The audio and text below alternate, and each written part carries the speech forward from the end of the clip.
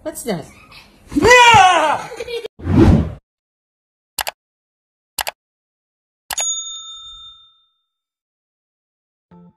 Viral agad ang video ng pamilya Dantes na kung saan nagulat si Dingdong sa ginawa sa kanya ng kanyang misis na si Marian Rivera.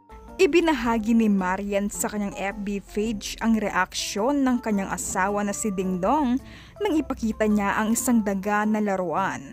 Nagulat si Dong sa nakita niya na akala nito'y ay isang totoong daga. Makikita sa naturang video na mag-isang nakaupo sa sopa si Dong. Nilapitan ng mag-ina si Dong. Inilagay ni Marian ang daga sa tabi ng kanyang asawa at nang ipakita ni Marian ang daga ay nagulat si Dong sa takot na napalukso ito at napasigaw sa pagtitrip ng kanyang asawa.